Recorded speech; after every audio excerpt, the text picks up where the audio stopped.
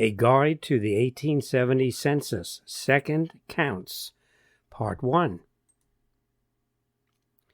So if one goes to the National Archives website, they do have a page on the 1870 census records. And as you can see, they indicate that 2 enumerations were taken of the following 4 locations. We have the 4 right there. I got interested in this because I was working on Philadelphia's 1870 second count and decided to do a little bit more research about these 4. And so what I did was I went to the newspaper archives at the Library of Congress, and also I got a subscription at newspapers.com and did a lot of research on this, and found out that actually there are 7 that had a federal recount. In addition to that, after the 1870 census came out, they were very unhappy people, and they decided to have their own locations do a recount, I think trying to put pressure on the federal government. So there's quite a number of those. They're not federal counts, but they're location counts, city, and in one case, county. And so this guide is going to go through these cities and locations. Now, the reason Philadelphia is grayed out is because I have two more parts just devoted to Philadelphia. Part 2 is going to talk about the recount reasons of Philadelphia, logistics, and censor items. And then part 3 is going to look at how I created a street index and how we put it online, finder aids, and the census films. There's lots of problems trying to understand the descriptions of those films. So let's first do a little bit of U.S. Census basics. And I have a YouTube video on an introduction to the census. I will put on the show notes the links, the URLs to a lot of this material I'm showing you. So the U.S. Census is actually in the Constitution in 1787, that the actual enumeration, quote, shall be made within 3 years after the first meeting of the Congress of the United States, and indeed the first census was 1790, and within every subsequent term of 10 years in such manner as they shall by law direct. So the federal census every 10 years since 1790, used to reapportion the House of Representatives, an important feature. Today it helps in the distribution of funds to the states. Probably in 1870 that was not true. In 1870, as bragging rights to see which city grew the most for civic pride and wealth. It was almost like an athletic contest. And you should always remember that the U.S. Census is a disruptive process, and it always has been, because it can disturb the power of the House of Representatives. Now, even before the 1870 census started on June 1st, 1870, there was lots of criticism about this census. And I quote from 1870 that the House of Representatives devoted considerable time to the perfection of an elaborate bill providing for the taking of the 9th census. But the measure encountered serious opposition in the Senate. The 9th census will be taken, as were the 8th and 7th before it, with the laws of the time, which are really outdated. And the General Walker is the census supervisor. He also participated in that House of Representatives debate to modernize the census. General Walker is of the opinion that if the people want a good census, they should instruct their representatives to enact better laws. That is where the whole difficulty lies. And there he is. He looks like a no-nonsense person. Picture from Wikipedia. So eventually they did change the rules, the laws. The 1880 census changes included the count reduced from 5 months to 1 month. Walker was very much in favor of that. There was lots of problems with 5 months, problems of managing the census takers, duplication of effort, that sort of thing. Use of special enumeration maps and new census takers, no longer assistant marshals. Smaller census districts, better overseeing of census takers, and even women now eligible to be census takers. Walker decided in 1870, he was the superintendent for both of these, that because of the law of 1850, that they could not participate as census takers. And I found in my collection of stuff that indeed there was a lot of supervision. The census takers in 1880 got these postcards, and they would have to report every day what their tallies were so that people could keep track of them. Okay, back to 1870, and these are two modern essays. The one in the Washington Post says the census attacked from New York to New Orleans for its post-Civil War undercount. And another one, census takers' lack of qualifications were blamed for leading to errors and fraud, ultimately culminating in undercounting the South by an estimated 10%. Pretty high. And an undercount is where you haven't counted everybody correctly. You're missing people. They could have moved away from an area. They may refuse to participate. After all, this was after the Civil War. There was a lot of distrust of the federal government. People worried that we could be used for taxes. And in urban areas and rural areas, it's sometimes difficult to count. Inadequate and untrained census takers, that charge has been leveled at the 1870 assistant marshals, and basically human error and fraud. And I want to add this. This was quoted in the newspaper. What did they really think? The St. Paul, Minnesota Pioneers was quoted as saying that they were irate at the result of the count, calls the census a stupendous humbug and fraud. So there was a lot of hurt feelings, obviously, about the census, and people wanted to do something about the count. And so a number of locations did their own count. And I think they did this to try and put pressure on the federal government to say, hey, look, you've done a miserable job, recount, do an official count. And we're going to look at these in some detail, some more than others. Baltimore, 1870. We give below the census returns made by United States Marshal Goldsborough of the population of Baltimore City for 1870. The total is given as 260,599. This information will surprise and disappoint. Why disappoint? Because if you look at this, in 1860, Baltimore was the fourth largest city in the United States. They dropped down to 6th in 1870. That must have damaged the civic pride. Now, you might notice that the third largest city was Brooklyn. That might come as a surprise to you.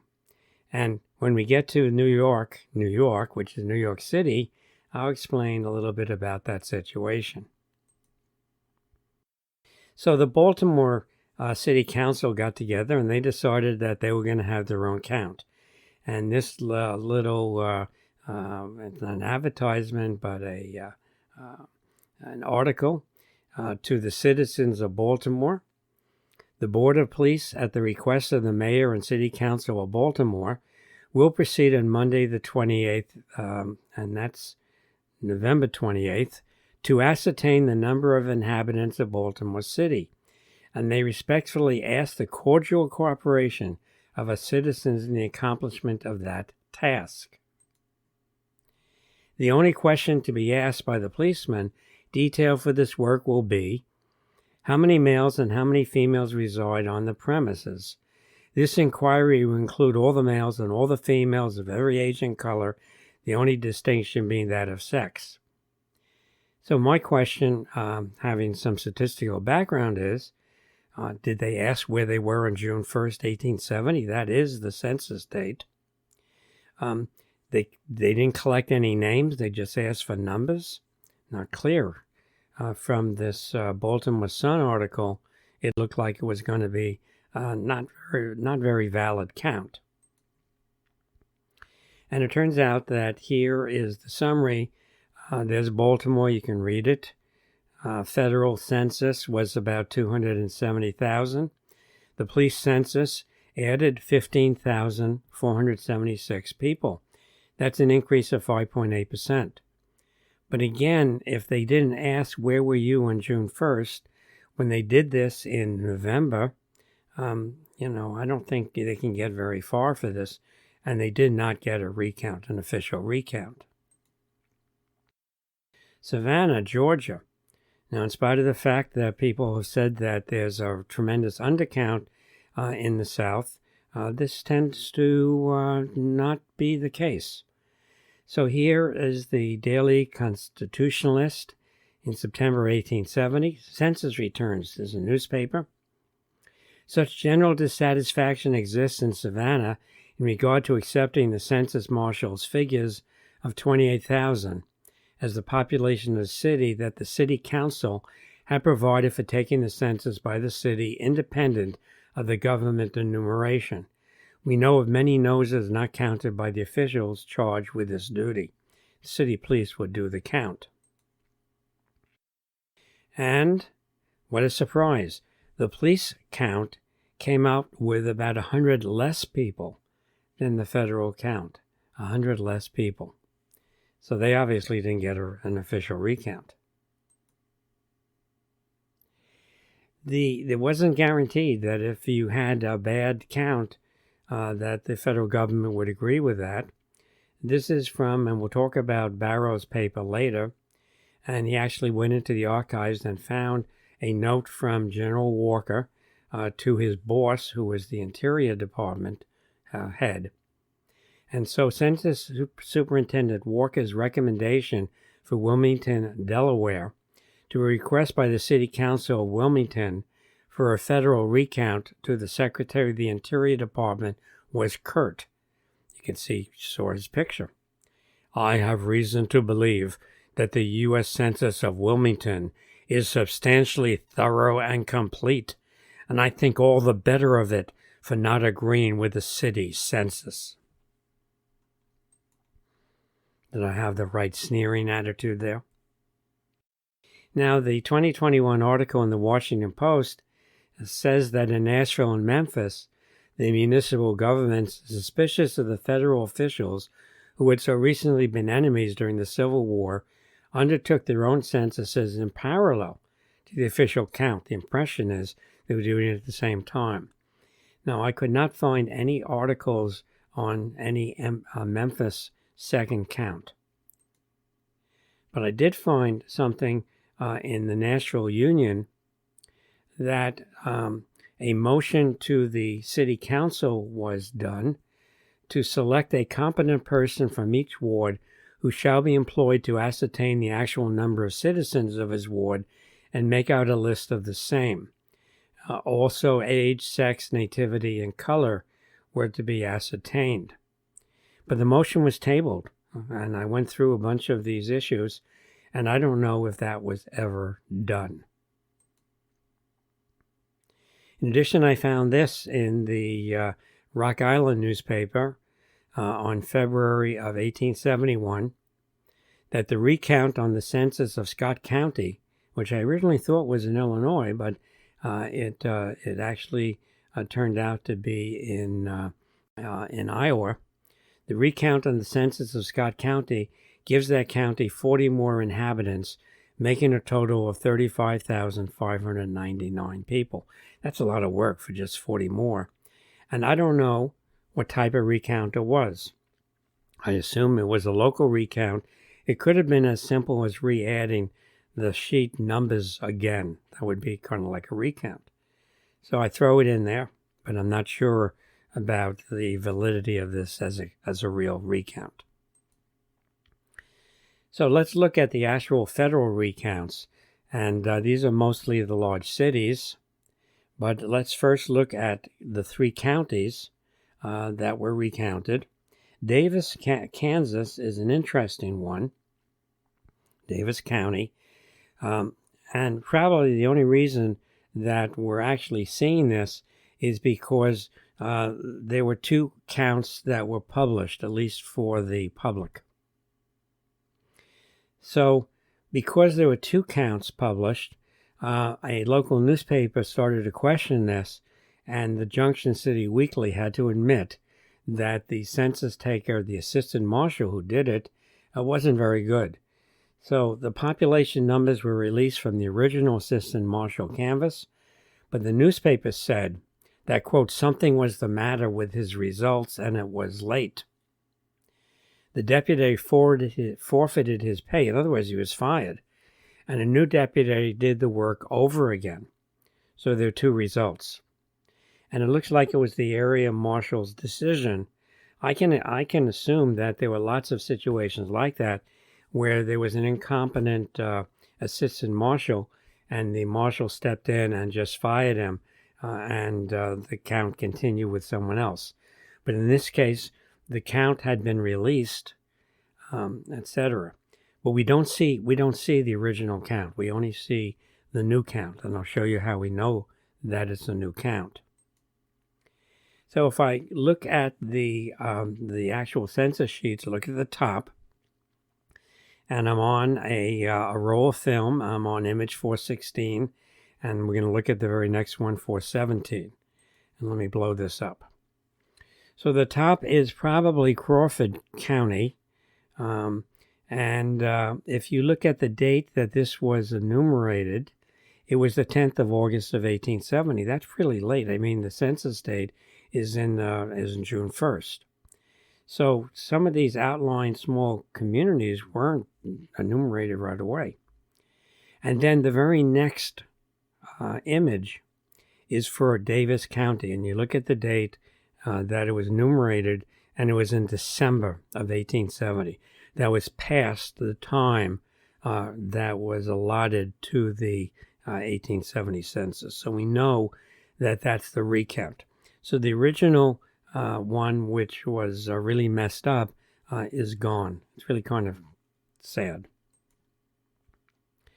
Now, this particular county, Geauga, which I guess Geauga County, I'm probably mispronouncing it, does have both counts filmed.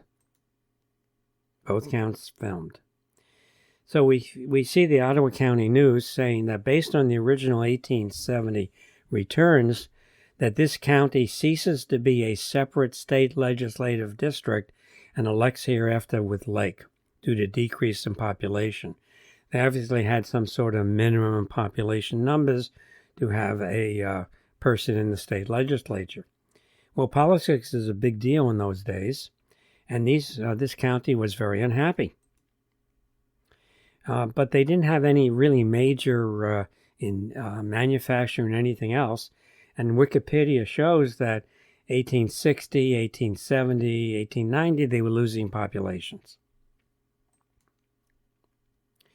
And, there was a lot of politics in these newspapers. So the Cincinnati Daily Inquirer says, it is said that to secure a radical representative. Now, I guess, after looking at enough of these papers, that what a radical representative is a Republican. So it's said that to secure a Republican to each county, that a new census will be taken. But what authority, I know not.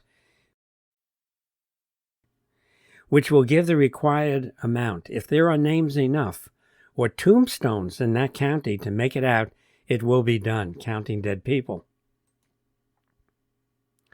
And it turns out, according to the Western Reserve Chronicle, that its people in this county obtained from Washington, so they put pressure on Washington, D.C., in order authorizing the retaking of the census of that county. The result has far exceeded their most sanguine expectations, the increase being over 1,000, the first census returning about 13,000, and the second one over 14,000. Geauga is made whole and will, as usual, send a good Republican to represent the little county at the state capitol.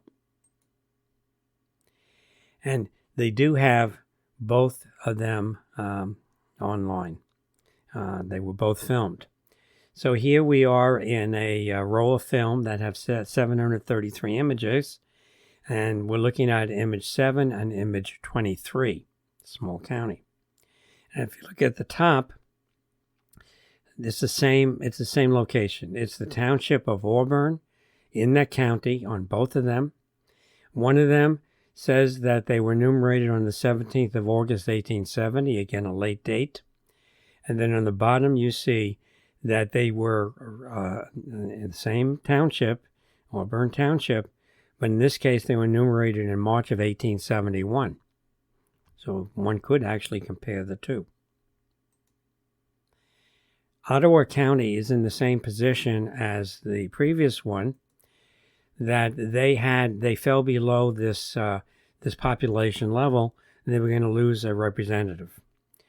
So they put pressure also, and according to the Ottawa News in March 31st, 1871, that the United States Marshal Hastings of Cleveland received a telegraphic dispatch from the Secretary of the Interior of Washington, D.C., directing the re-enumeration of the inhabitants of Clay, Benton, Harris, and Carroll townships in this county.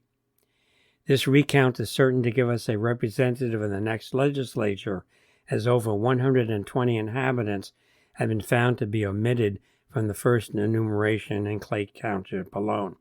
Now, I went through this, and I didn't see any real changes in the census sheets. The article continued that Mr. Hastings has also instructed Mr. Sloan, the assistant marshal, I guess, to make a supplemental report if errors appear in the townships returned by him, who has expressed a willingness to correct any omissions.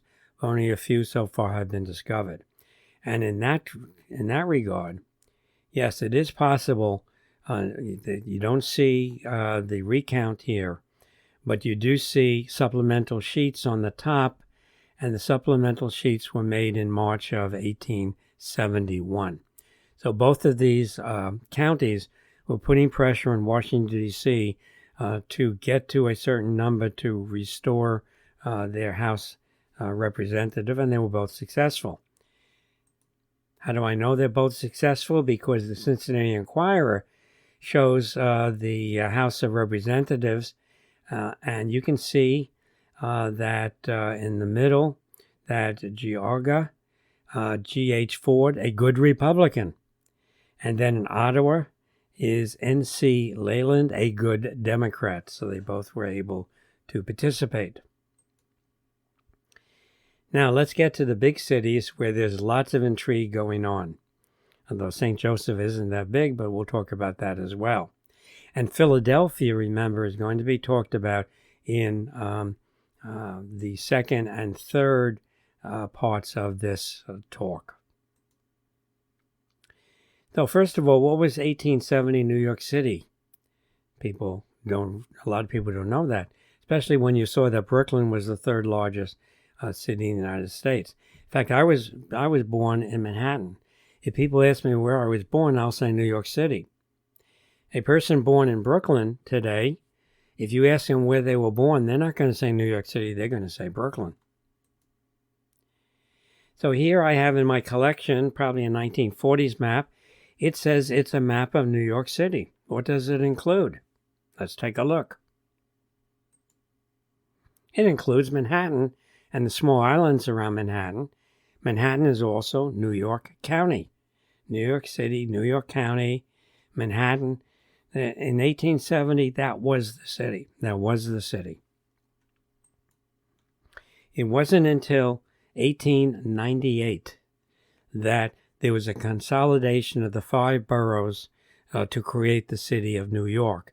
And so here's an airmail stamp, a commemorative of the 50th anniversary of the creation of the city of New York. I have a YouTube video that I'll show you the address of in the show notes about searching the censuses of New York City. Did I pronounce that right? Now, this is very intriguing, the history of this. The newspapers were just filled with a potential scandal. New York was always having scandals. And the scandal involved the 10th precinct of the 6th ward. How does this influence the second recount? This is my bent on the subject based upon all of the readings. And I'll read to you from the Journal in Indiana. It was filled, New York articles were filled throughout the United States in newspapers. And it says, the census shows in this district, the 10th District, 6th Ward, a population of 870. Well, in May last, the Tammany, the dreaded Tammany inspectors of election, returned a vote from this district of 934, or exactly 64 more votes in population. This vote was divided naturally into 50 Republicans and 884 Democratic. So this doesn't look kosher, right? Doesn't look kosher. So what's the mayor going to say? Well, Mayor Hall issued a proclamation about the recent pretended census. See, his strategy was the census has to be wrong. Our count, the votes are right. And by the way, this is all happening in September, October, as you will see. So he said there was a pretended census. He also announced, and this is very clever, that as the Common Council have neglected to redistrict the city, he has, accordingly to the power vested in him by law, accomplished that work himself. So what he did was he basically redistricted the city so that the upcoming November vote, you could not correlate that with the census that was taken in June. And as far as I can tell, the mayor never actually demanded a recount. His goal was to show that the census was bad. The June census was bad.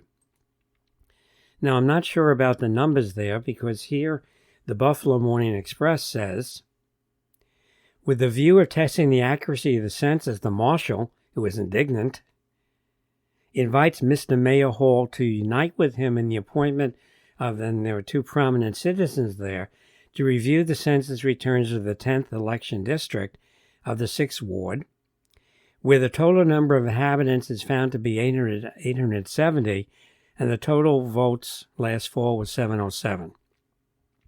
So the marshal said, hey, our numbers are correct. Now here is probably realistic. The other one is probably hyperbole about more votes than citizens. But having almost a one-to-one relationship is really unbelievable.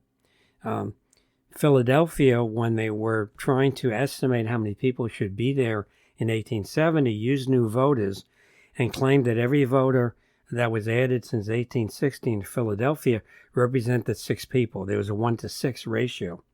So if you went by that, there should be only about 130 votes in 10th District, 6th Ward. Well, Mayor Hall ignored this this ability to do this test. Didn't want to do it. So what happened was President Grant interceded on account, and this is from the Evening Star in Washington, again, September, October, on account of the accusations that in taking the national census, the population of New York was deliberately made less than 1 million. They really wanted to be 1 million people. President Grant has ordered that a second enumeration of the city and county of New York be made at once. The enumeration will only extend to account of population, and only such particulars of age, sex, and color will be included as are necessary to verification. It also included name, and then they did add occupation and birthplace to the recount later. And the census of New York shall be retaken according to the new boundaries of the districts as recently established by Mayor Hall. Hall's actions having been taken for the purpose of destroying the relations of the census of the vote, the mayor and his confreres will now find their game checkmated by this new action of the government. They can play that game too. So let's look at the second enumeration.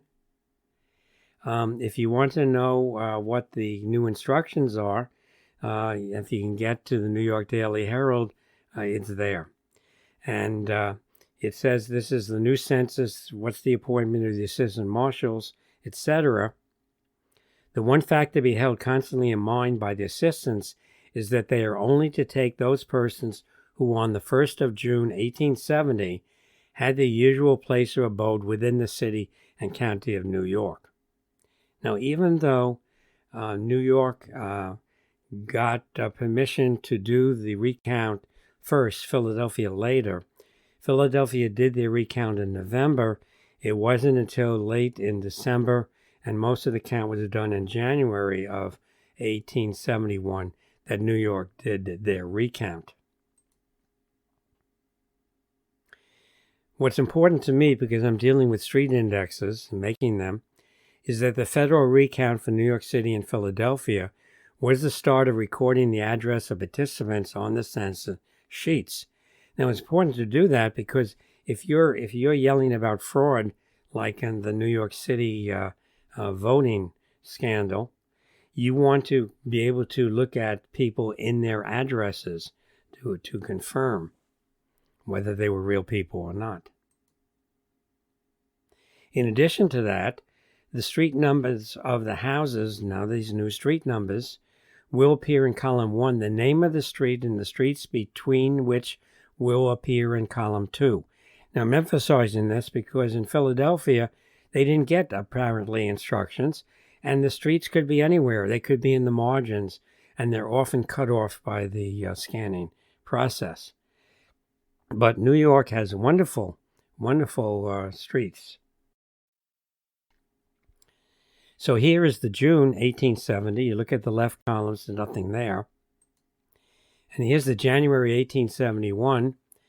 And I'll show you what's in the columns on the left here. And you can see Greenwich between Liberty and Cedar, Cedar between Church and Greenwich. In fact, it even has a better street putting on the census than moderns do, because they just will give you a street name. So the first census in New York City, it could be New York, was about 926,000. They found an additional approximately 16,000 people, or about 2% more, which really isn't very much. Probably, within the range of undercounts. When undercounts are probably in those days were 6, 7, 8%. Now, not only is it easy to find an address on the New York City recount pages, but there is a ward election district map from November 1870 available online. And I'll give you a link to that in the show notes. And from that map, I was able to come up with a street index. You can actually get the streets off the map to go on the one-step site from an address. You put in block street names to a ward election district number, and then to the beginning of that district's census sheets. And I did that a decade ago. And that's available at the Steve Morse one-step site for the second enumeration. So if you're in an address and you couldn't find somebody on the name index, you can find their where they are on the 1870 recount, providing they weren't missed. All right, let's look for St. Joseph, Missouri. Small city. In October 1870, they said, "It is suggested by some of our most interested citizens that the city government take steps to have a full and fair census of St. Joseph taken. The utter worthlessness," just a second, let me get my deep voice here. "The utter worthlessness of the count lately made is believed by nearly all. The omission of such large a number of families as we have heard spoken of renders it certain that St. Joseph's has not by any means received justice in this respect. It is a matter of great importance to know the truth." Well, this one from February of 1871. "The worse than farcical original return of the census of St. Joseph made by marshals, all sort of absurd vagaries and impossibilities were given as statistics, induced the department at Washington to order a partial revision of the work. 3 of the 5 wards of our city were retaken." Oh, kind of interesting. So what they did was they got a recount, but not of the whole city, but 3 wards. They must have really been bad. And those original ones were not filmed. So the only thing we see are the new material for those wards. So the U.S. Census, June 1st, for the 3rd, 4th, and 5th wards were 9,342, and they gained almost 5,000 on the recount. That's a 50% increase. So that was a pretty bad census. And to show you this, remember, I don't see both the June 1st and the what turns out to be January 1871. But what I do see, if I look at this, is I see on the top, it looks like that is the 2nd Ward, City of St. Joseph, done in July of 1870. And then on the bottom is the south half of the 4th Ward, done in January of 1871. Let's look at Indianapolis, and I put subtitle, "A Thumb on the Scale." And an opinion from Census Superintendent Walker on this recent article, that civic competition, and not the chaotic aftermath of the Civil War, was the real challenge for the 1870 census. Superintendent of the census, Francis Walker, came to believe. He thought that the census actually did a pretty good job. He was a statistician.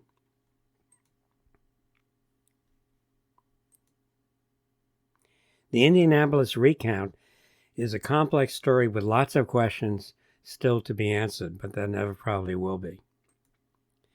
And I want to thank Robert Barrows for bringing much of the story to light. He was a graduate student who published an article in the Indiana Magazine of History on the 9th Federal Census of Indianapolis, a case study in civic chauvinism. And if you are a member of a library, probably a university library that subscribes to something called JSTOR, J-S-T-O-R, you can get a copy of this for free.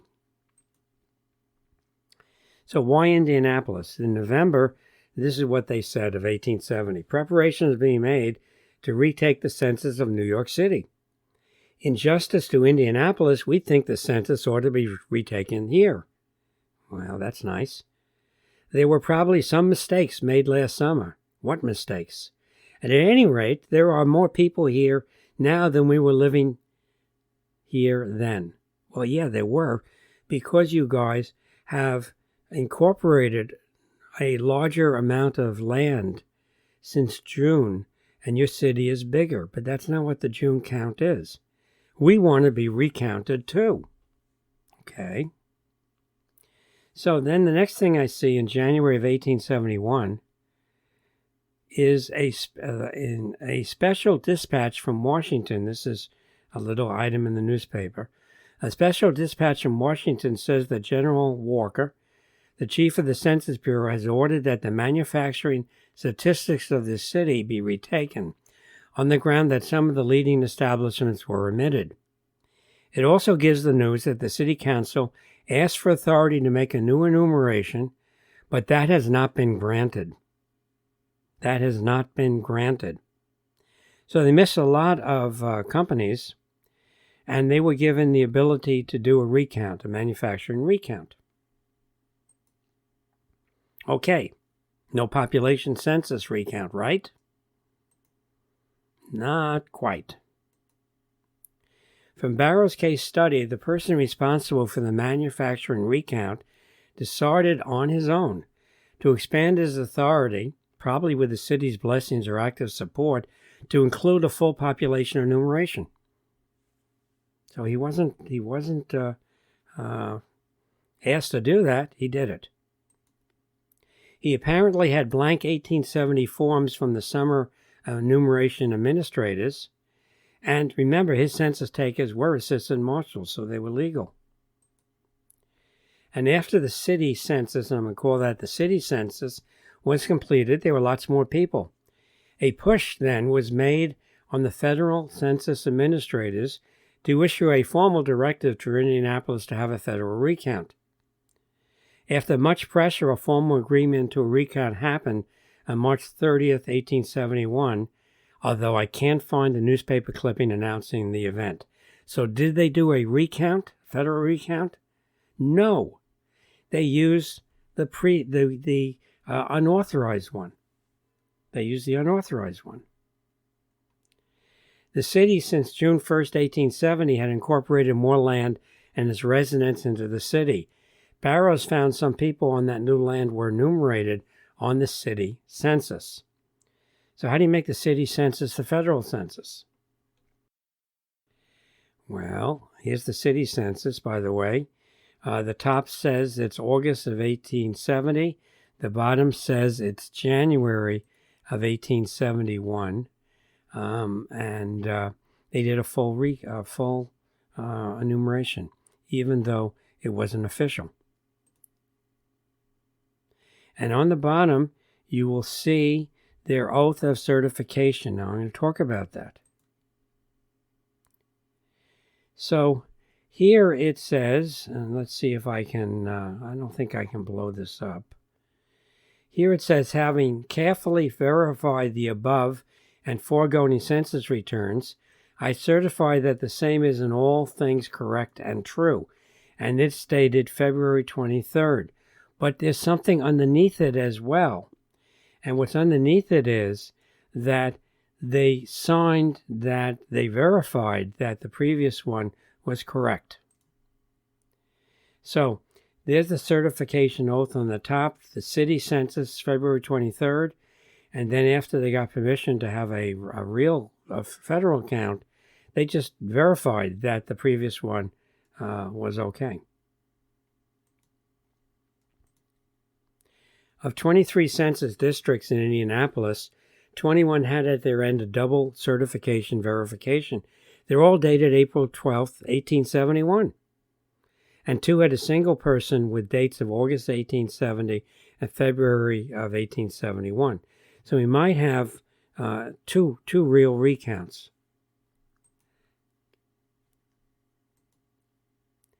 And Barrow indicated in a footnote that the original signatures in some of the certification statements were lined out and replaced by the signature of the same individual who signed the verification statement. I'm going to show you this. This suggests that the verification may sometimes have been done by individuals other than the original enumerators, or may not actually have been done at all. So if we look at this, and I'll blow this up, you can see that the original enumerator was Thomas Farnsworth. That's been crossed out, and Thomas Farnsworth's name appears again in script with a different handwriting. And that handwriting then appears under the verification of Thomas Farnsworth. That makes no sense at all. Having carefully verified the above, I certify that in all things correct and true. So, is this a valid increase? A valid recount? They added 8,000 people, which is about a 19% increase in population. And just to show you the civic pride, originally they thought they had 49,411 people there. And they argued, why not 50,000? Why not 50,000? We have 49,411 people here. It is necessary for the success and glory of the city that we have 50,000 and at least 589 people who were admitted in the retaking of the census are requested to come up and say so. Well, so we started this part one by showing you that the National Archives site indicates that there were only 2 enumerations taken of the following locations. I think I've demonstrated to you that in fact that should be that there are 2 enumerations were taken and both the enumerations were preserved, enumerations of those 4. But then in fact there are actually 3 more areas that had federal recounts, not to mention all of the state and local or the county and city recounts. So I hope you enjoyed that, a guide to the 1870 census.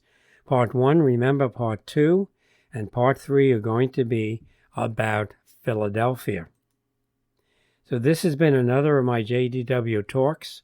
I have YouTube talks on genealogy topics, census resources, Ellis Island immigration, natural history topics, virtual birding field trips, birding optics, and novelty zithers and biology songs. So I hope you, if you have people on the second recount, have a better understanding of things, especially the Philadelphia people, who our street index will only make real sense when you look at Part 3 of this series. Bye-bye. Have fun.